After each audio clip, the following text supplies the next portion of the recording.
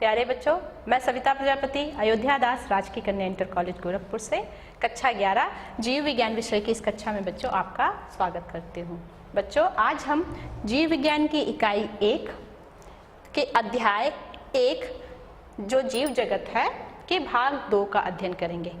इसके प्रथम भाग का अध्ययन हम पहले कर चुके हैं, जिसके अंतर्गत हमने सजीव व इनके लक्षणों के बारे में पढ़ा। सजीव क्या होते हैं इनके बारे में जाना, उनमें कौन कौन से लक्षण पाए जाते हैं इनके बारे में जाना, जैव विविधता को जाना, जीवन के डोमेन को जाना, जीवधारियों का वर्गीकरण एवं उसके क्या लाभ हैं इनके बारे में जाना, और वर्गीकी एवं वर्गीकरण विज्ञान क्या होता है इसके बारे में भी आपसे चर्चा हुई थी।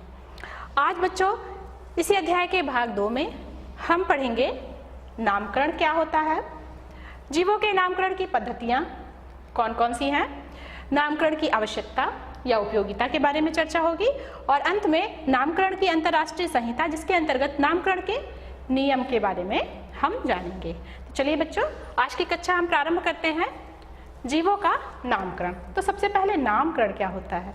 बच्चों, आपने देखा होगा जब किसी के घर में किसी बच्चे का जन्म होता है तो सबसे पहले उसको कोई नाम दिया जाता है, जिसके द्वारा उसके परिवार वाले, उसके आस पड़ोस वाले उस बच्चे को जानते हैं, पहचानते हैं। तो उस बच्चे को नाम देना ही उसका नामकरण कहलाता है। यहाँ बात है जीवों का नामकरण, यानी कि जीवों की जब खोज हो जाती है, खोज होने के बाद उसको नाम देने की जो क्रिया है वही क्रिया नामकरण कहलाती है। बच्चों, किसी भी जीव के सामान्यतः 2 नाम होते हैं। पहला नाम है सामान्य नाम या देसी नाम या स्थानीय नाम, और दूसरा नाम है वैज्ञानिक नाम। तो सबसे पहले सामान्य नाम क्या है या देसी नाम या स्थानीय नाम क्या है। देखिए, जीवों के स्थानीय नाम हैं, ये स्थानीय लोगों के द्वारा दिए जाते हैं और स्थानीय लोग इसी नाम के द्वारा उस जीव को जानते हैं। जैसे कि गौरैया पक्षी का स्थानीय नाम या सामान्य नाम जो है, भारत में गौरैया को गौरैया के नाम से जाना जाता है, जापान में गौरैया को सुजून कहा जाता है, इंग्लैंड में हाउस स्पैरो और स्पेन में पार्डल कहा जाता है। यानी कि हर स्थान पर एक ही जीव के अलग अलग नाम हैं।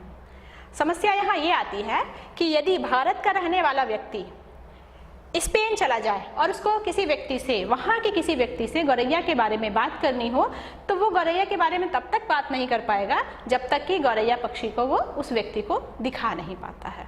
तो ऐसी समस्या से निपटने के लिए वैज्ञानिकों ने जीवों के वैज्ञानिक नामकरण की युक्ति सुझाई।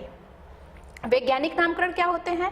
ऐसे नाम जो वैज्ञानिकों के द्वारा विभिन्न नियमों के आधार पर दिए जाते हैं, और वैज्ञानिक नाम पूरे विश्व में किसी जीव का एक ही होता है और उसी नाम के द्वारा पूरे विश्व में उस जीव को जाना जाता है। जैसे कि गौरैया पक्षी का वैज्ञानिक नाम पैसर डोमेस्टिकस है।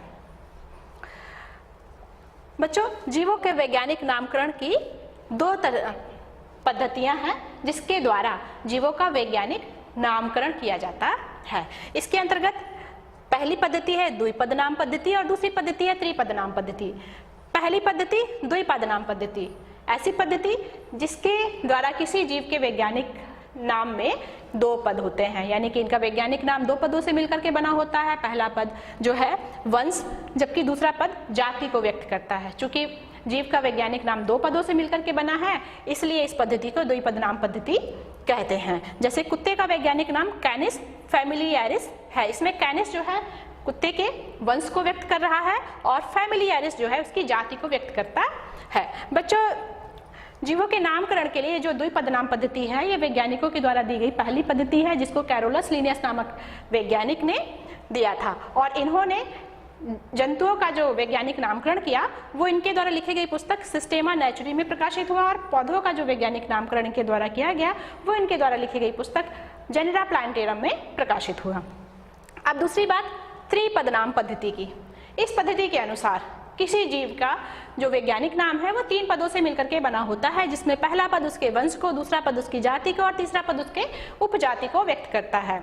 त्रिपद नाम पद्धति की आवश्यकता उन जीवों के नामकरण के लिए होती है जिसकी एक ही जाति अलग अलग भौगोलिक परिस्थितियों में रहने के कारण उनके शरीर में कुछ संरचनात्मक परिवर्तन आ जाते हैं और उन परिवर्तनों को व्यक्त करने के लिए इनके नाम में जाति के बाद एक तीसरा पद उपजाति को जोड़ दिया जाता है जो इसमें पाए जाने वाले अंतर को व्यक्त करता है। जैसे कि बच्चों कौवे का जो वैज्ञानिक नाम है द्विपद नाम पद्धति के अनुसार कॉर्वस स्प्लेंडेंस है, लेकिन भारत, श्रीलंका और वर्मा में जो कौवे पाए जाते हैं उनमें कुछ अंतर पाया जाता है, क्योंकि भारत, श्रीलंका और वर्मा में कुछ भौगोलिक परिस्थितियां, भौगोलिक पर्यावरण अलग प्रकार का है, जिसके कारण में कुछ अंतर आ जाता है और इस अंतर को व्यक्त करने के लिए कॉर्वस स्प्लेंडेंस के आगे उपजाति को जोड़ दिया गया है। जैसे कि भारतीय कौवे का वैज्ञानिक नाम कॉर्वस स्प्लेंडेंस है, जिसमें कॉर्वस उसके वंश को, स्प्लेंडेंस उसकी जाति को और स्प्लेंडेंस उपजाति को व्यक्त करता है। इसी तरह से लंकाई कौवे का वैज्ञानिक नाम कॉर्वस स्प्लेंडेंस प्रोटेगेटस है, जिसमें कॉर्वस वंश को, स्प्लेंडेंस उसकी जाति को और प्रोटेगेटस उसकी उपजाति को व्यक्त करता है।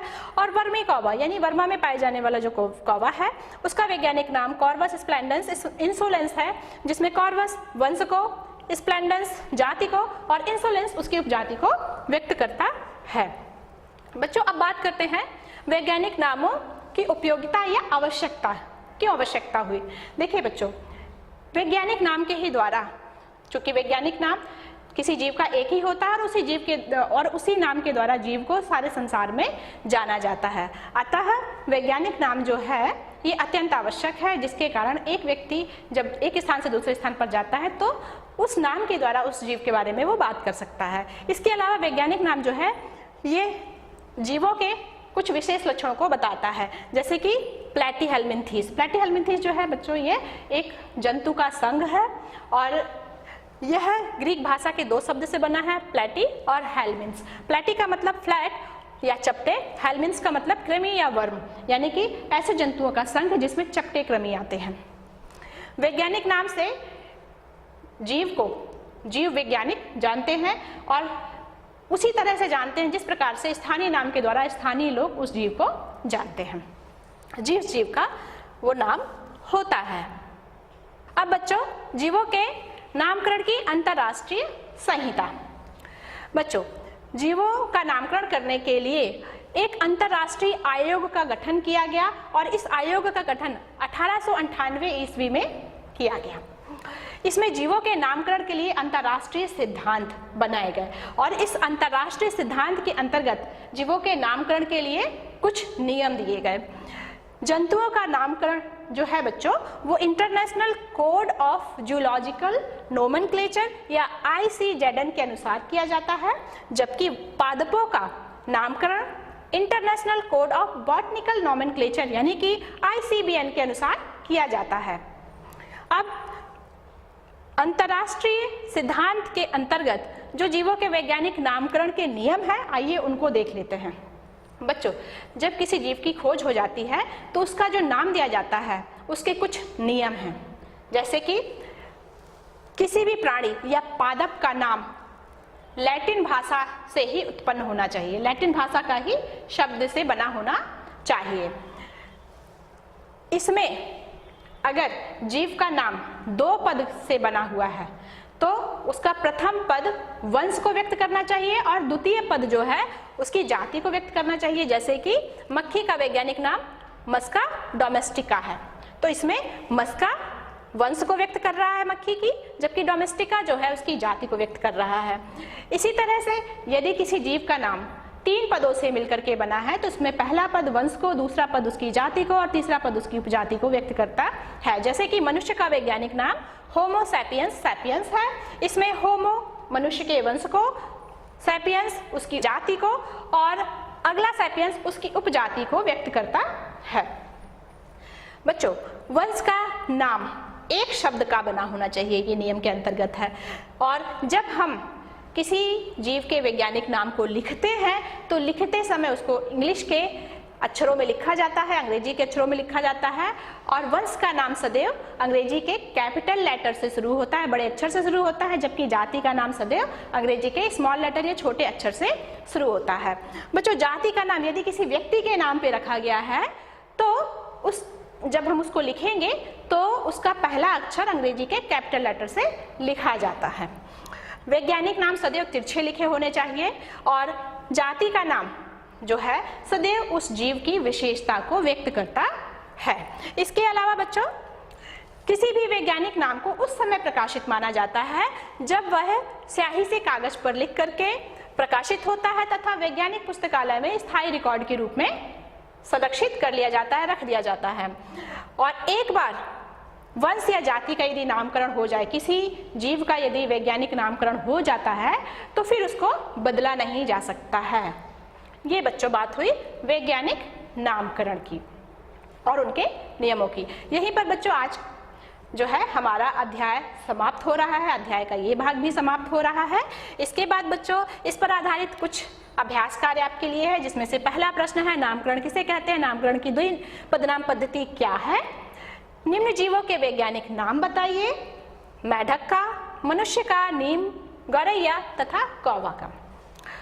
ICBN तथा ICZN क्या है। बच्चों आज के लिए बस इतना ही, फिर अगले अध्याय में आपसे मुलाकात होगी। तब तक के लिए धन्यवाद।